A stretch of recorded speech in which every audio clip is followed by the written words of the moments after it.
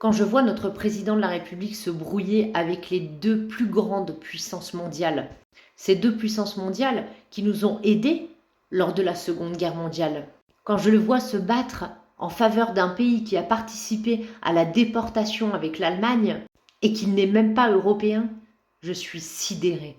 Et je me pose une question, quelle était la motivation de Biden, Trudeau, Macron, Van der Leyen? Quelle est leur motivation pour vouloir autant défendre l'Ukraine? Ils ont peur de quoi? Ils ont peur qu'on découvre quoi en Ukraine? Ils ont peur que Poutine et le monde entier découvrent quoi? Le peuple aimerait savoir ce que vous nous cachez. Le peuple aimerait connaître vos motivations réelles pour vouloir autant soutenir et défendre, au point de vous mettre à dos les deux plus grandes puissances mondiales, qui, je vous rappelle, je ressouligne ça, nous ont aidés lors de la Seconde Guerre mondiale. Et on a là un président qui nous parle d'honneur, de responsabilité. Mais l'honneur et la responsabilité que nous aurions pu réellement avoir, c'est d'être reconnaissants envers ces deux grandes puissances. Eh bien non, vous avez choisi tout le contraire. Vous avez choisi de vous les mettre à dos pour une seule et unique cause, vos intérêts personnels. Alors à droite, t'en as un qui a besoin d'oseille, à gauche, t'en as un qui a besoin de rester sur son trône, tout ça pour leurs petits intérêts personnels. Au détriment de qui? De vous et moi. Et je vais vous dire un truc qui va vous choquer. Ils ont peut-être même presque pas tort. Vous savez pourquoi? Parce qu'ils ont fait de nous des obéissants. Alors pour quelle raison se priveraient-ils? Pour quelle raison ne passeraient-ils pas la deuxième? Absolument rien et personne ne les arrête. En ce moment, on a bien Emmanuel Macron qui évoque le modèle danois. Ils sont au train au Danemark de faire passer la retraite à 70 ans. Emmanuel Macron commence à évoquer le sujet.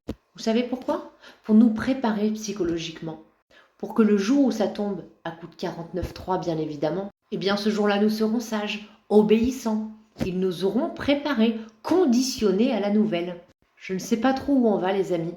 Par contre, je peux vous dire que je vois le mur arriver de très près. Et je pense qu'en 2025, nous allons morfler. Morfler cher. Mais j'espère que ce sera le début d'un tournant. Un tournant qui nous emmènera peut-être dans quelque chose de différent. Je ne sais pas. J'ai un petit peu l'impression que c'est la dernière ligne droite de souffrance, d'injustice, de peur aussi. Bah oui, la peur. Ils adorent régner par la peur. Et oui, quand quelqu'un a peur, cette personne est beaucoup plus malléable, beaucoup plus obéissante. Eh bien oui, cette personne a peur. Donc elle écoute ce qu'on lui dit. Elle fait ce qu'on lui impose parce qu'elle a peur.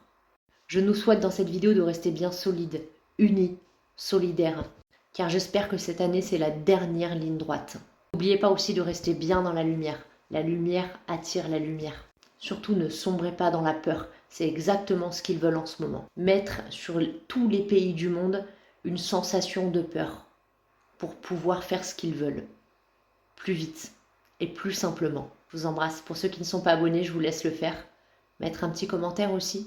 Qu'est-ce que vous pensez de cette ambiance générale ?